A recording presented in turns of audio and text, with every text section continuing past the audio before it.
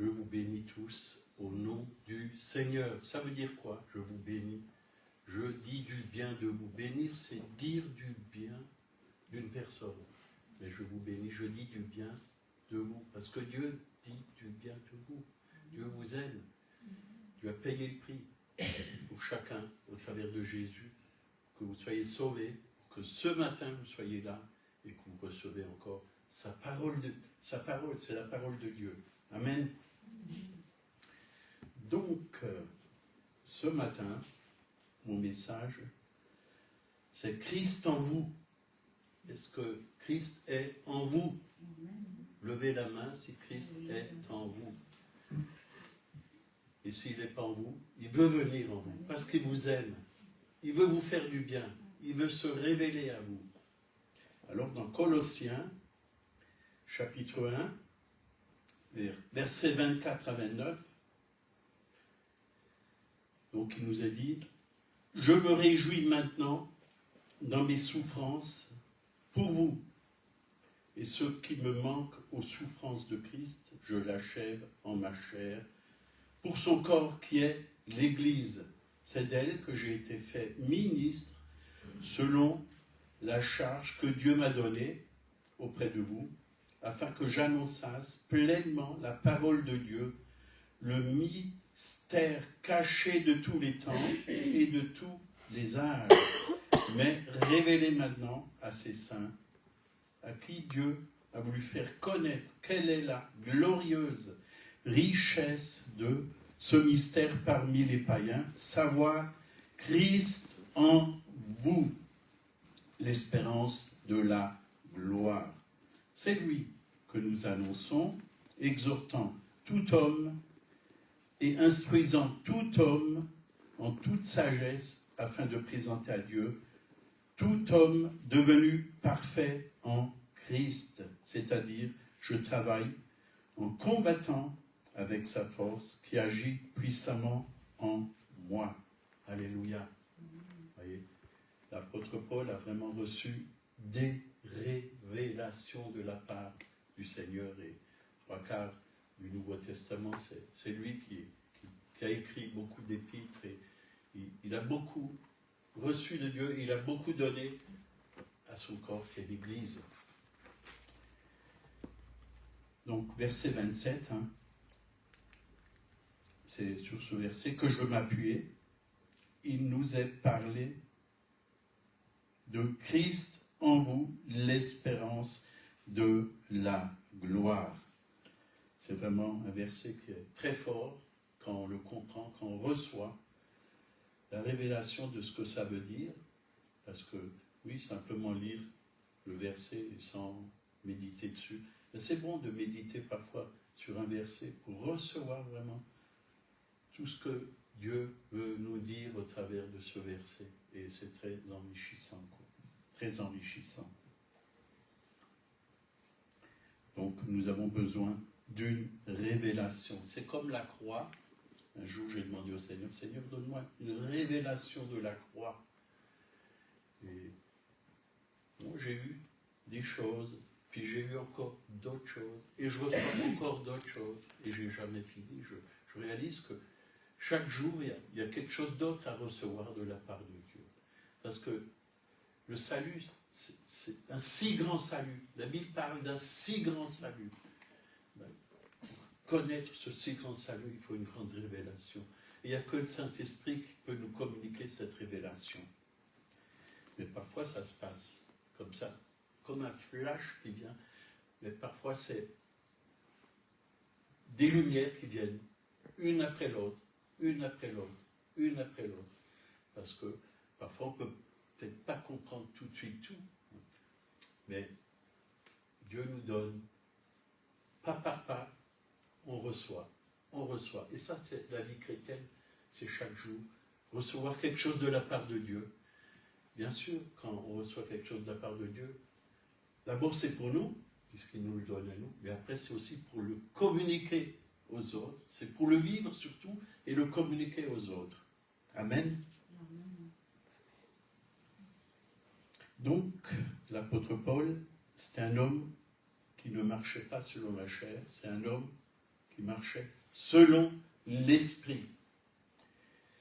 Donc il dit dans Galates, chapitre 2, verset 20, « J'ai été crucifié avec Christ, et si je vis, ce n'est plus moi qui vis, c'est Christ qui vit en moi.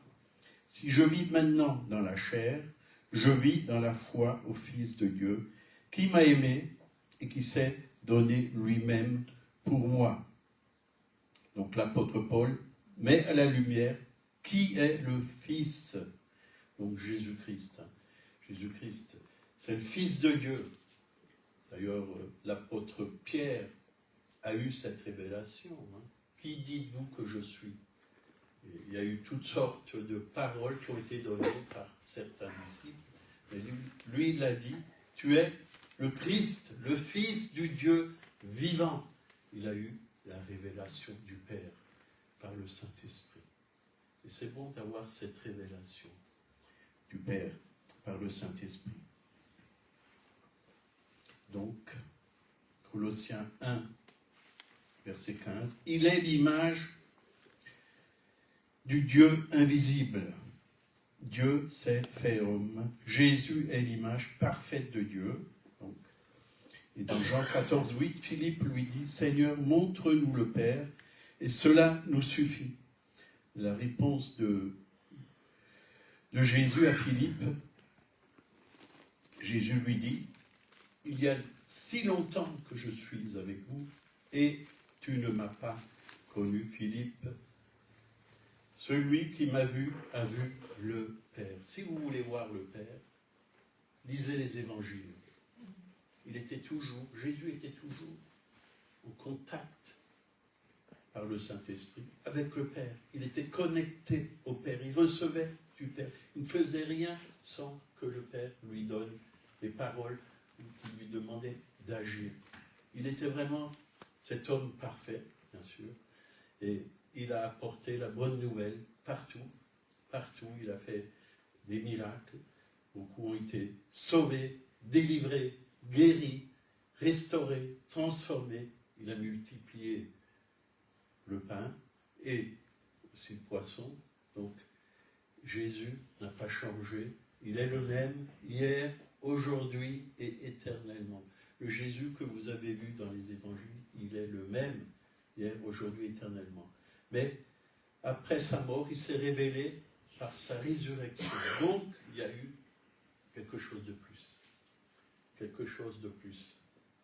C'est vrai que après sa mort, et avant sa mort plutôt, il était avec tous les hommes de Dieu de l'Ancien Testament. Et j'ai pris quelques passages là dans la parole que je vais vous citer. Mais après sa mort, il n'était pas seulement avec, mais il était dans. Et il était dans. Il était en Christ. Il est venu dans le cœur des personnes. Avant, il était avec. Après, il est venu dans le cœur des personnes pour vivre sa vie au travers des êtres humains. Et c'est bon de laisser vivre Christ en nous. Donc, on va continuer. Donc, il est le premier-né de toute la création, car en lui ont été créées toutes choses. Donc, c'est lui, le Créateur. Il était dans la gloire, éternellement dans la gloire, avec le Père.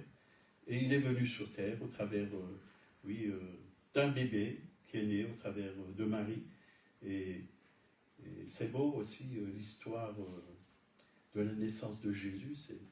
Il y a beaucoup à apprendre. Et l'important, c'est que Jésus ne soit pas seulement né dans Marie, mais qu'il soit né aussi dans notre esprit. La nouvelle naissance. Ça, si on veut connaître le Seigneur, il faut passer par la nouvelle naissance. C'est important de passer par la nouvelle naissance. Donc, c'est lui qui a créé toutes choses, dans les cieux et sur la terre, les visibles, les invisibles, trône, dignité, domination, autorité. Tout a été créé par lui et pour lui. Par lui et pour lui. Même nous, en tant que ses enfants, on a été créés pour lui. Pour lui. Et c'est pourquoi c'est bon de vivre pour lui et de le laisser vivre en nous. Qu'on soit unis à Christ, qu'on puisse marcher avec lui chaque jour, écouter sa voix, entendre vraiment sa voix, mes brebis entendent ma voix, écouter sa parole, la mettre en pratique, et nous allons vraiment refléter, si on fait cela, on va refléter le Christ autour de nous. Et vous qui allez aller justement vers des personnes qui ne connaissent pas vraiment le Christ, Dieu va vous utiliser. Et même chacun d'entre nous, quand nous allons dans un endroit où les gens ne connaissent pas le Christ, Dieu nous utilise. Si vous vous laissez utiliser. Moi, chaque jour, je demande au Seigneur, Seigneur, utilise-moi. Qu'aujourd'hui, je puisse parler à quelqu'un, que ce soit dans la rue, que ce soit au magasin, ou autour de moi, de ma maison, ou dans la commune où j'habite. Et Dieu le fait. Je vois que sa main, vraiment, il entend ma voix, mais je vois qu'il me conduit vers des gens. C'est lui qui les place sur notre chemin. Et ils sont prêts, parce que je prie pour cela. Que Dieu prépare des personnes, que je puisse rencontrer des personnes pour parler de lui. Parce que c'est lui qui est important, c'est pas moi qui est plus important. C'est lui qui est important. Et c'est lui que nous annonçons, c'est lui qu'on veut faire connaître à ce monde où il y a vraiment encore des ténèbres. Donc il est avant toute chose subsiste en lui, il est la tête du corps de l'Église, donc nous sommes son Église, il est la tête, c'est lui la tête, il est notre tête, et la vie qui est dans la tête doit couler dans son corps. Le sang qui est dans la tête doit couler dans son corps. Il a payé, son sang nous purifie, son sang nous lave, son sang nous justifie. On a besoin vraiment de sa vie en nous, on a besoin de sa puissance en nous, on a besoin de son amour en nous, on a besoin de la douceur, la tendresse qui est dans le Christ, et Dieu met sa sagesse, Dieu met son humilité en nous, Dieu met sa vie en nous, et cette vie qu'il met en nous, c'est pour qu'on puisse la propager autour de nous. Il y a tellement de gens qui sont dans la souffrance, et parfois simplement une parole d'amour, une parole de douceur, une parole qui va calmer, une parole qui va enlever l'inquiétude, parce que les gens sont inquiets aujourd'hui. Quand vous regardez autour de vous, ils ont peur de l'avenir, parce qu'ils voient des bombes tomber dans certains pays, ça peut venir en France. Mais que nos cœurs soient vraiment attachés au Seigneur. On est sauvés. Si une bombe me tombe dessus, je sais que je vais directement au ciel. Et là, ça sera beau, ça sera merveilleux. La bombe ne me fait pas peur. Et le Seigneur peut aussi nous protéger, bien sûr, nous garder de tout mal. Là, ça peut arriver aussi quand il y a des chrétiens qui meurent sous les bombes. Hein. C'est comme ça. Donc l'Épître aux Colossiens, le chapitre 1, nous donne une image de qui est le Christ. Il est, premièrement, l'image de Dieu. Deuxièmement, l'auteur de la création. Troisièmement, la tête de son corps qu'est l'Église. Il est la tête et le sauveur du monde, le dit dans le verset 27. Christ en vous, donc, l'espérance de la gloire. Donc, il vit et il habite dans son corps. Amen. Il habite dans son corps. Donc, il vit en vous. Il habite en vous. Est-ce que nous réalisons que Christ vit en nous? Parfois, nous l'oublions. Et moi, souvent, j'ai ce verset qui me vient. Celui qui est en vous est plus grand que celui qui est dans le monde. Alors, tout ce qui se passe dans le monde, si j'ai le plus grand avec moi, le Créateur du ciel et de la terre, le Fils de Dieu en moi, ben je n'ai plus peur de rien. Toutes les peurs s'en vont, sont dissipées, parce qu'il est ma paix, il est ma joie, il est ma victoire, il est ma gloire. Christ en vous, l'espérance de la gloire, il est ma victoire, il est ma gloire, il est ma gloire. Alors s'il vit en moi, il peut faire de belles choses, de bonnes choses, de grandes choses. Il peut délivrer, il peut sauver, il peut guérir, il peut transformer des vies.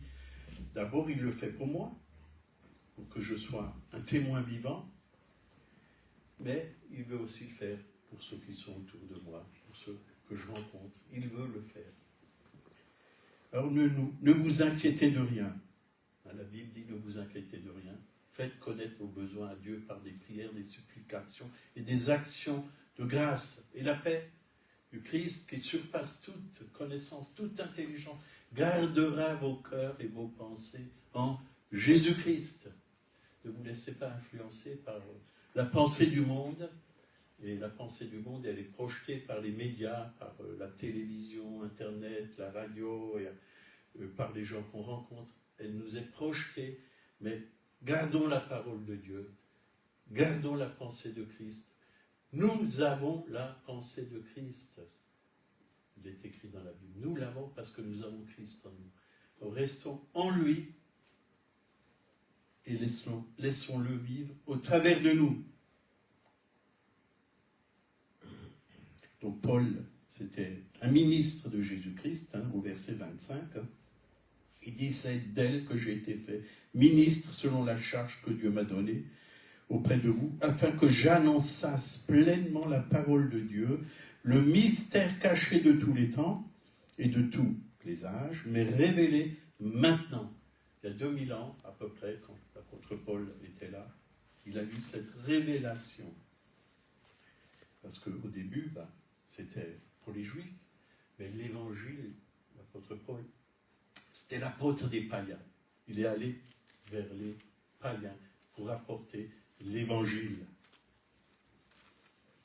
Maintenant, donc, mystère caché de tous les temps, et dans tous les âges, mais maintenant, à ces saints à qui Dieu a voulu faire connaître quelle est la glorieuse richesse de ce mystère parmi les païens, savoir Christ en vous, l'espérance de la gloire. De la gloire. Donc il y a une gloire, c'est sa gloire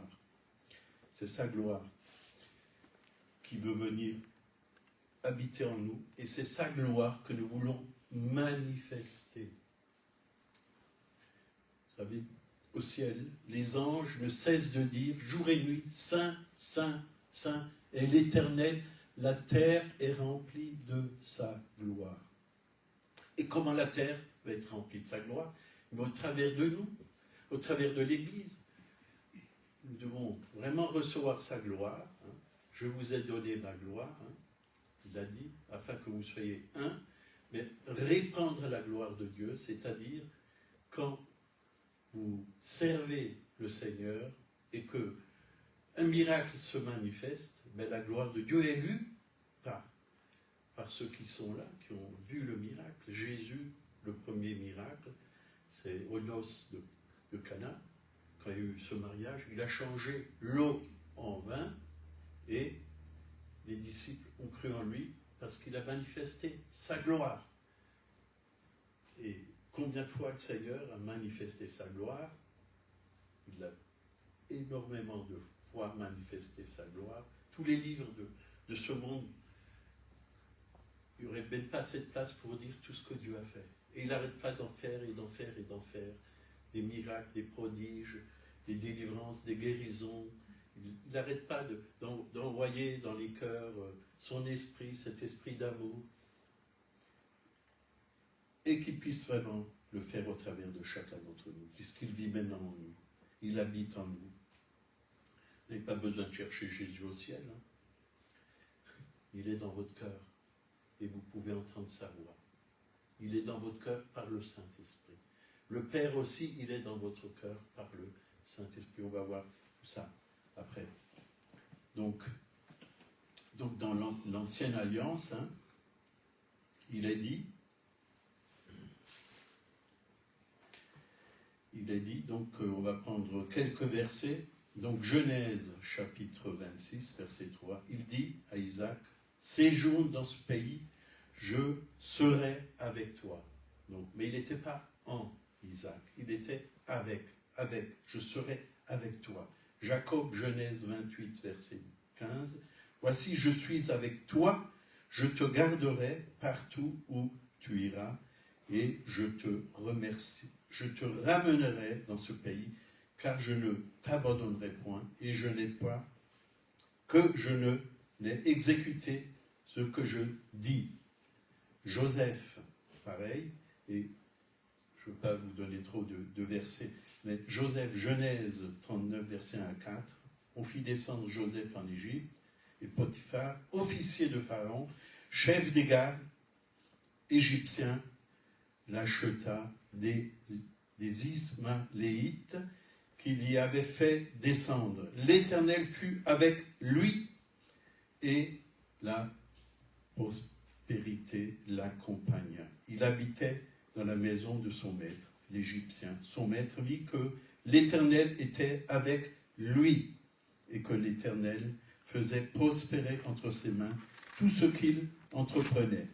Vous voyez, c'est bien quand Dieu est avec nous, mais c'est encore mieux quand il est en nous, en nous, en nous. Parce que on voit dans l'Ancienne Alliance, quand le Seigneur utilisait les rois, il y avait une onction sur eux, les prophètes, il y avait une onction sur eux, les sacrificateurs, il y avait une onction sur eux, mais Christ n'était pas en eux. Il n'était pas en eux. Et c'est ça la différence entre l'Ancienne Alliance et la Nouvelle Alliance. Exode 3, verset 11, ça c'est Moïse, 11 et 12. Moïse dit à Dieu, « Qui suis-je pour aller vers Pharaon et pour faire sortir d'Égypte les enfants d'Israël ?» Dieu lui dit, « Je serai avec toi. Et ceci sera pour toi un signe que c'est moi qui t'envoie. Quand tu auras fait sortir d'Égypte le peuple, vous servirez Dieu sur cette montagne. » Josué, ça j'aime beaucoup Josué. Josué veut dire aussi Jésus dans la parole de Dieu. 1, verset 5, « Nul ne tiendra devant toi tant que tu vivras, je serai avec toi. Comme j'ai été avec Moïse, je ne te délaisserai point, je ne t'abandonnerai point, fortifie-toi et prends courage, car c'est toi qui mettras ce peuple en possession du pays que j'ai juré à leur père de leur donner. » J'aime beaucoup ce passage, moi, toujours encouragé. Fortifie-toi et prends courage. C'est à nous de le faire. Si on ne prend pas du temps pour creuser dans la parole de Dieu, comme l'a dit notre frère Martin Charton, hein, on a un appel, mais il faut prendre la pioche pour creuser dans la parole de Dieu. Parce qu'il y a des richesses. Vous savez, l'or ne se trouve pas simplement sur la terre. Parfois, on peut trouver un peu de l'or sur la terre. En Australie, ils font sauter, exploser des rochers et des endroits, et c'est en dessous qu'ils peuvent extraire l'or. Et là, je pourrais vous raconter une histoire. Il y a un homme qui avait une belle mine d'or, et il y avait plein d'or, et il prenait l'or qu'ils avaient trouvé, puis à un moment donné, il dit, bon ben, il n'y a plus rien.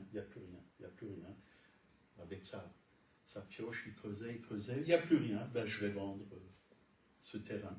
Puis quelqu'un l'a acheté, il a fait juste 2-3 coups de pioche, et il y avait tout un gisement encore. Il y en avait encore plein.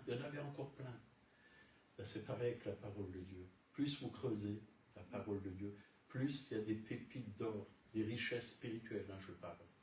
Il y a beaucoup de richesses spirituelles dans la parole de Dieu, mais nous devons les chercher. Et moi, quand je trouve une pépite d'or dans sa parole, ben mon cœur est réjoui. Mon cœur est fortifié. Je remercie Dieu, Seigneur, merci, parce que tu m'as montré quelque chose, tu m'as révélé quelque chose. C'est bon pour moi. Mais c'est aussi bon pour vous. Quand Dieu vous parle, c'est toujours bon. Quand Dieu vous montre quelque chose dans sa parole, quand vous êtes éclairé, ben, vous n'êtes plus, comment je veux dire, dans les ténèbres. Faute de connaissance, mon peuple périt. Et nous devons connaître le Seigneur. C'est important de le connaître. Donc, on va parler un peu de la Nouvelle Alliance. Matthieu 1, verset 23, il nous a dit, « Voici la Vierge sera enceinte, elle enfantera un fils et lui donnera le nom d'Emmanuel. » Donc, ce qui veut dire, ça signifie, Dieu est avec nous. Voilà, Dieu est avec nous. Donc ça, c'est dans les évangiles. Dieu est avec nous. Mais quand Jésus est ressuscité, c'était plus fort encore, c'est que Dieu venait par son esprit habiter dans l'homme. Dieu se révélait à l'homme, le Père se révélait à l'homme, le Fils se révélait à l'homme, le Saint-Esprit aussi vient habiter dans nos cœurs. Et on va voir quelques passages de la parole de Dieu. C'est une image de qui est Christ, et Jésus nous dit dans l'évangile de Jean, chapitre 14, versets 15 à 21, si vous m'aimez, gardez mes commandements. Et moi, je prierai le Père, et il vous donnera un autre consolateur, afin qu'il demeure éternellement avec vous. L'Esprit de vérité, que le monde ne peut recevoir, parce qu'il ne le voit point et ne le connaît point. Mais vous le connaissez, car il demeure avec vous, et il sera en vous. Donc je ne vous laisserai pas orphelin, je viendrai à vous. Encore un peu de temps, et le monde ne me verra plus, mais vous me verrez, car je vis, et vous vivrez aussi en ce jour-là. Vous connaîtrez que je suis en mon Père, et que vous êtes en moi, et que je suis en vous. Je suis en vous. Alors, ne baissez plus les bras, le plus grand est en vous. Le plus puissant est en vous. Celui qui a toute la sagesse est en vous. Celui qui est paix est en nous. Celui qui est joie est en nous. Celui qui est amour est en nous. Celui qui est humble habite en nous. N'est-ce pas merveilleux? Et vous pouvez en mettre, et vous pouvez en mettre, et vous pouvez en mettre. Oui, parce que quand vous réalisez qui est Christ, toutes les qualités qu'il y a en Christ, la foi, celui qui a la foi, Jésus a la foi, il est en nous. Il est en nous. Alors nous avons sa foi, nous avons sa joie, nous avons sa victoire. Le vainqueur est en nous. Bien sûr que pour vivre dans la victoire, il faut que nous soyons nés de nouveau, que nous avons Jésus en nous. Et là, on peut voir de grandes choses. Jean 14, 23, si quelqu'un m'aime, il gardera ma parole et mon Père l'aimera. Nous viendrons à lui et nous ferons notre demeure chez lui. Donc le Père, le Fils et le Saint-Esprit viennent habiter en nous. Nous sommes son temple. Le Saint-Esprit vient en nous. 1 Corinthiens 3, 16. Ne savez-vous pas que vous êtes le temple de Dieu et que l'Esprit de Dieu habite en vous? Si quelqu'un détruit le temple de Dieu, Dieu le détruira, car le temple de Dieu est saint, et c'est ce que vous êtes. Si vous êtes en Christ, vous êtes le temple de Dieu, et vous êtes saint. C'est la parole de Dieu qui le dit. Il faut tout simplement le croire. 1 Corinthiens 6, 19, Paul nous met en garde. Ne savez-vous pas que votre corps est le temple du Saint-Esprit qui est en vous et que vous avez reçu de Dieu et que vous ne vous appartenez point à vous-même. Donc moi, ce passage, il me parle beaucoup. On ne s'appartient pas à soi-même, on appartient à Dieu. Quand on a donné notre vie à Dieu, il l'a pris et elle lui appartient. Elle lui appartient. Et tout ce que vous avez, ça appartient à Dieu. Moi, j'ai dit au Seigneur, c'est la maison que j'ai là, elle est à toi. Tu peux en faire ce que tu veux. Et voilà, c'est bon de loger des personnes, des serviteurs de Dieu, quand Dieu vous le demande. On ne va pas mettre les gens à l'hôtel. Si vous avez de la place, si vous avez des chambres, c'est bon de pouvoir loger des fils et des filles de Dieu. C'est bien de leur donner à manger aussi. Si vous leur donnez un verre d'eau, vous aurez votre récompense, dit la parole de Dieu. Donc on ne s'appartient pas à nous. Alors, il est important qu'on ne fasse pas n'importe quoi avec nos corps. Nos corps appartiennent à Dieu. Et nos corps doivent rester dans la sainteté. Dans la sainteté. Il faut que ça soit lui qui règne dans nos corps. Qu'on ne mange pas n'importe quoi. Qu'on ne fasse pas d'excès aussi. Il y a plein de choses. auquel nous devons veiller. C'est très important. Donc, vous avez été rachetés à un grand prix. Glorifiez donc Dieu dans vos corps et dans votre esprit, qui appartiennent à Dieu, corps et votre esprit, et notre âme aussi, bien sûr, appartient à Dieu. Il faut que vous puissiez vraiment prendre soin de votre âme. Donc, Jésus est mort afin de pouvoir vivre en nous. Jésus est mort sur une croix pour nos péchés et il est ressuscité afin de pouvoir vivre sa vie au travers nous. Donc Jésus n'est pas seulement notre sauveur, il est notre vie. Il est en nous, il est notre tout. Notre tout. Pas notre tout, mais notre tout. Il est tout en nous. Il y a un chant qui dit « Il est tout pour moi ». Il est tout pour moi. Est-ce qu'il est ton or, ton argent, ta richesse, ta sagesse, ta vie, ta grâce? Est-ce qu'il est tout ce qu'il doit être? Donc, si tu as le Christ en toi, alors Jésus ne désire pas nous améliorer, il désire nous transformer. Transformer. Et c'est ça, la nouvelle création, c'est ça. Dieu refait un homme nouveau. Et la Bible parle d'homme nouveau, de nouvelle créature. Il ne nous améliore pas, il nous transforme de gloire en gloire à son image, en le contemplant, en le louant, en l'adorant. C'est ce qui m'est arrivé ce matin, je contemplais le Seigneur. J'étais couché dans mon lit et je regardais dans ses yeux. Et vraiment, tout ce que j'ai vu dans ses yeux, j'ai vu ma vie en lui. Voilà ce que j'ai vu. Et c'était tellement fort que j'ai dit, bah, ça c'est merveilleux. Voilà, je suis uni à toi. J'ai vu son amour dans ses yeux. Je suis uni à toi parce que tu vis en moi, tu habites en moi. Et des choses nouvelles sont venues dans mon intelligence, dans mon âme, dans mes pensées. Ça m'a encouragé. Ça m'a vraiment encouragé à continuer le chemin avec lui. Il est beau. Regardez une fois dans ses yeux, vous allez voir qu'il est beau.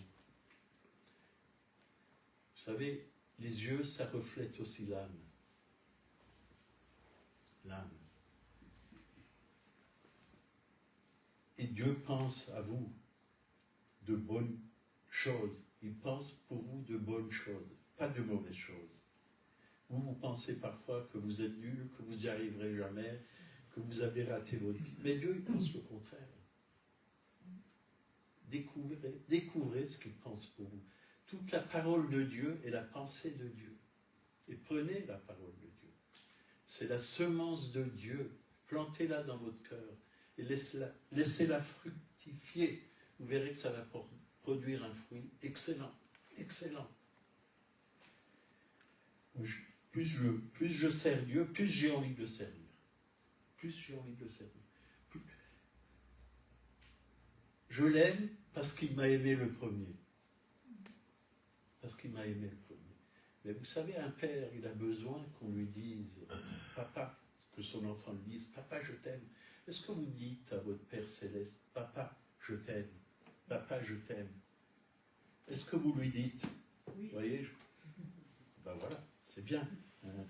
Et c'est vrai qu'un jour, j'ai pris ma Bible comme ça, puis j'ai tourné les pages, et qu'est-ce que j'ai découvert dans la Bible? Ma fille qui a marqué « Papa, je t'aime ». Oh, je ne savais même pas qu'elle avait pris ma Bible, qu'elle avait marqué ça. Et, derrière ça. Oui, derrière. Papa, je t'aime. Et c'est beau quand vous savez. Alors, pourquoi pas le dire à notre Père Céleste? Papa, je t'aime. Voilà. Ah, voyez. Papa, je t'aime. Elle a mis même un cœur. Priscille, 9 ans. 9 ans. Elle a mis son âge. Elle a signé Priscille. Papa, je t'aime. Vous voyez, c'est un baume pour notre cœur quand on voit cela. C'est un baume. Donc on a vraiment besoin de dire au Seigneur Jésus, je t'aime. Au Père, je t'aime. Au Saint-Esprit, je t'aime. Dieu en a besoin. Vous savez que Dieu a un cœur, il a aussi besoin qu'on lui dise qu'on l'aime. Il a des sentiments. Il a des sentiments. Et c'est bon d'avoir vraiment une relation avec le Seigneur. Une relation d'amour. Donc je reprends ce verset Galates 2,20, parce que j'ai beaucoup médité là-dessus. Donc, je suis crucifié avec Christ, et si je vis, ce n'est plus moi qui vis, c'est Christ qui vit en moi. Donc je suis crucifié avec Christ. La nature pécheresse a été crucifiée. La vieille nature, héritée d'Adam, a été mise sur la croix. Elle est morte. Il a mis son esprit en nous, donc sa nouvelle nature. C'est Christ qui vit en moi, en toi. Je vis maintenant dans la foi au Fils de Dieu qui m'a aimé et qui s'est livré lui-même pour moi.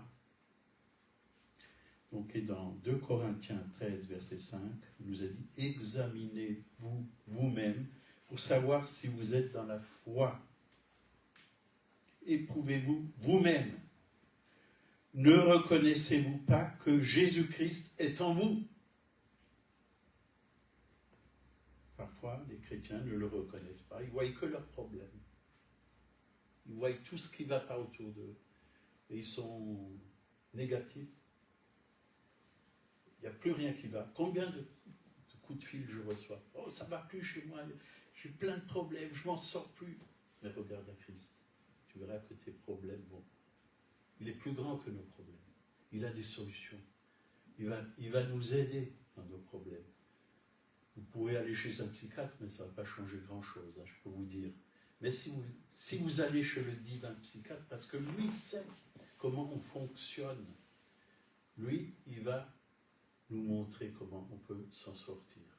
Que tu sois dépressif, que tu aies un autre problème, qu'importe le problème, un problème de couple, un problème avec tes enfants, Dieu va te montrer le chemin pour que tu en sortes et pour que vraiment ça se résout, que ça se résout. Donc l'apôtre Paul, toujours, Galates 4, 19, « Mes enfants pour qui j'éprouve de nouveau les douleurs de l'enfantement, jusqu'à ce que Christ soit formé en vous. » Formé en vous, Christ formé en vous. Aller à la stature parfaite de Christ, c'est ce que Dieu veut, qu'on lui ressemble de plus en plus. Donc, je voudrais être maintenant auprès de vous et changer de langage, car je suis dans l'inquiétude à votre sujet. Oui, parfois on peut être inquiet pour certaines personnes qui prennent un mauvais chemin, qui se détournent de Christ. On peut être inquiet, mais bien sûr Dieu nous utilise pour les visiter, pour les encourager, pour les aider. Mais il y a des douleurs de l'enfantement, mettre des personnes dans le monde de la maturité, afin qu'ils puissent marcher en vainqueur. C'est des douleurs, de la persévérance, de l'amour. C'est pas toujours facile, ça prend du temps. Ça prend du temps. Et combien de choses l'apôtre Paul a dû supporter. Et quand Dieu nous donne une responsabilité, il y a beaucoup de choses que nous devons supporter. Mais Dieu nous donne d'être patient. Dieu nous donne d'aimer, de persévérer, pour qu'on voie le fruit.